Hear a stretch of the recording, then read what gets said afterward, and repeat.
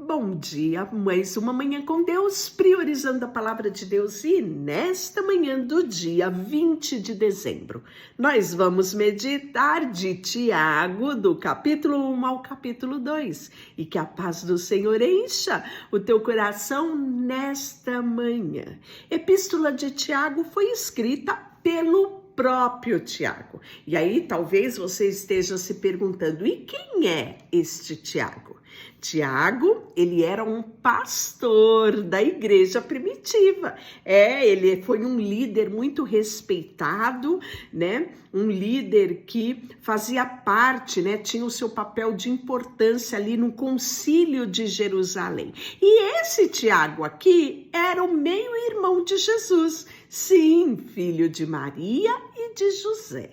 E o objetivo de Tiago escrever essa epístola foram as experiências que ele teve no exercício do pastorado. Então, como pastor, ele traz aqui conselhos práticos, né? Ele traz aqui uma palavra de ânimo, ele traz aqui, né, conselhos para unir os irmãos, unir os crentes, quando, né, a comunhão era ameaçada. Então ele traz a vivência pastoral para nós nesta carta aqui. E ele começa já saudando e se apresentando.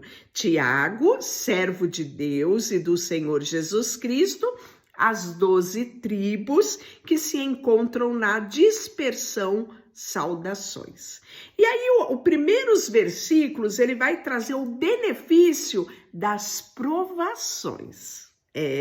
Eles sabiam que era provação, viveu um tempo onde a igreja estava sendo perseguida, não é? Olha só, meus irmãos, tende por motivo de toda a alegria, em outras versões, grande gozo, ao passardes por várias provações, sabendo que a provação da vossa fé, uma vez confirmada, produz perseverança. Então, o que Tiago está nos dizendo? A provação não é simplesmente provação, ela é uma oportunidade de crescimento, uma oportunidade da nossa fé ser confirmada, produzindo perseverança. E ele fala que a perseverança deve ter ação completa para que sejam perfeitos e íntegros, em outras versões, completos, plenos, em nada deficiente. Então, ele já esclarece que a provação, ela é necessária na vida do cristão e ela pode produzir coisas boas. Ela pode trazer um amadurecimento, um crescimento, uma alegria, um gozo, ou seja, né? Tudo de bom. E aí, ele vai trazer, a partir do versículo 5, conselhos, né? Para você obter sabedoria, porque não é para qualquer um que vai passar pelas provações e vai adquirir todo esse benefício. É necessário ter sabedoria. E ele diz, se porém algum de vós necessita de sabedoria, peça a Deus, que a todos dá liberalmente, e nada lhe lança ao rosto, né? Em outras versões. Nessa daqui, e nada lhe improspera e ser-lhe-á concedida. Peça, porém, com fé, em nada duvidando, pois o que duvida é semelhante à onda do mar, impelida e agitada pelo vento. Não suponha esse homem que alcançará do Senhor alguma coisa. O homem de ânimo doble, em outras versões, ânimo vacilante, sabe, na prática, aquela pessoa de altos e baixos? Pois é. O homem de ânimo doble, inconstante em todos os seus caminhos. Ele não prospera, né? Ele não alcança coisa alguma. E aí ele vai falar sobre as circunstâncias terrenas e transitórias que você deve considerar. Ó, irmãos, porém de condição humilde, glorie-se na sua dignidade. E o rico na sua insignificância, porque ela passará como a flor da erva. porque o sol se levanta com seu ardente calor e a erva seca, a flor cai e desaparece. A formosura do seu aspecto, assim também se murchará o rico em seu caminho. E bem-aventurado o homem que suporta com perseverança as provações, porque depois de ter sido provado, receberá a coroa da vida, qual o Senhor prometeu àqueles que o amam. Ninguém, ao ser tentado, diga, sou tentado por Deus, porque Deus não pode ser tentado pelo mal, ele mesmo a ninguém tenta. Ao contrário, cada um é tentado pela sua própria cobiça, quando esta o atrai e o seduz. Então a cobiça, depois de haver sido concebida, ela vai dar à luz ao pecado. E o pecado, uma vez consumado, gera a morte. Não vos enganei, meus irmãos. Amados irmãos, ele diz, toda boa dádiva, todo dom perfeito, são lá do alto, descendo do Pai das luzes, em quem não pode existir variação ou sombra de mudança. Pois, segundo o seu querer, ele nos gerou pela palavra da verdade, para que fôssemos como que primícia das suas criaturas. Sabeis estas coisas, meus amados irmãos, todo homem, pois, seja pronto para ouvir, tardio no falar e tardio em se irar. Porque a ira do homem não produz justiça de Deus. Portanto, despojando-vos de toda impureza e acúmulo de maldade, acolhei com mansidão a palavra em vós implantada, a qual é poderosa para salvar a vossa alma. Tornai-vos, pois, praticante da palavra, e não somente ouvintes, enganando-vos a vós mesmos.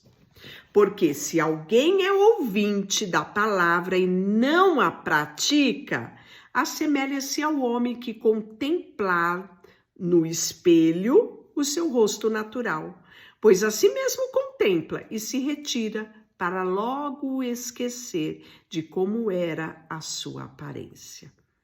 Mas aquele que considera atentamente na lei perfeita, lei da liberdade, e nela persevera, não será ouvinte negligente, mas operoso, praticante, esse será bem-sucedido ao realizar. Se alguém supõe ser religioso, deixando de refrear a língua, antes engana-se a própria coração. E a sua religião é vã.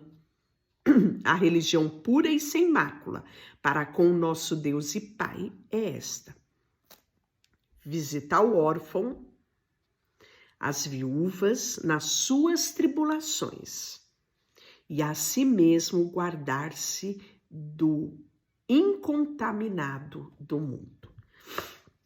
E aí ele vai falar sobre o capítulo 2, de você não fazer acepção de pessoas.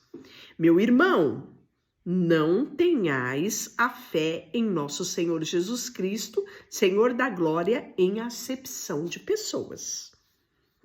Se, portanto, entrar na vossa sinagoga algum homem com anéis de ouro nos dedos, em trajes de luxo, e entrar também algum pobre andrajoso, e tardardes com deferência e tratares, com diferença os trajes de luxo, e o disseres, tu assenta-te aqui em lugar de honra, e disseres ao pobre, tu fica ali de pé, ou assenta aqui debaixo do estrado dos meus pés.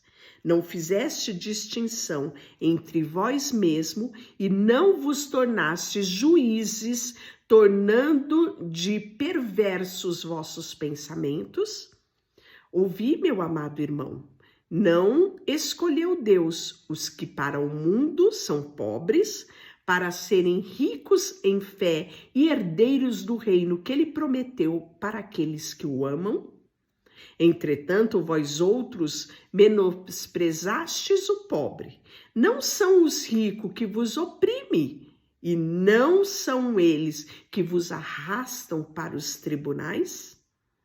Não são eles os que blasfemam o nome que sobre vós foi invocado?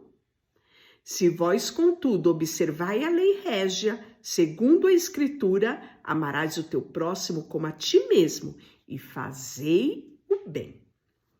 E se todavia, fazei acepção de pessoas, cometeis pecado, sendo arguido pela lei como transgressores. Pois qualquer que guarda toda a lei, mas tropeça em um só ponto, se torna culpado de todos eles. Porquanto, aquele que disser não adulterarás, também ordenou não matarás. Ora, se não adulterarás, porém matas, vens a ser transgressor da lei. Falai de tal maneira e de tal maneira procedei como aqueles que hão de ser julgados pela lei da liberdade. Porquanto o juízo é misericórdia para com aquele que não usou de misericórdia. A misericórdia triunfa sobre o juízo. E aí, logo em seguida, e continuando a isso, ele vai falar que a fé sem obras é morta. Meus irmãos, qual é o proveito se alguém disser que tem fé, mas não tem obras? Por acaso pode ser semelhante fé para salvá-lo? Se seu irmão ou a sua irmã tiver carecido de roupa e necessitado de alimentos do cotidiano, qualquer dentre vós que disser, ide em paz, aquecei-vos e fartai-vos, sem contudo lhe dar o que é necessário para o corpo, qual proveito nisso? Assim também a fé, se não tiver obras, por si só, ela é morta. Mas se alguém dirá, tu tens fé e eu tenho obra, mostra-me essa tua fé sem as obras e eu com as obras te mostrarei a minha fé. Crês tu que Deus é um só? Faze o bem, até os demônios creem e o temem. Queres, pois, ficar certo, ó homem insensato, de que fé sem obras é inoperante? Não foi por obras que Abraão, nosso pai, foi justificado quando ofereceu sobre o altar o seu próprio filho Isaque?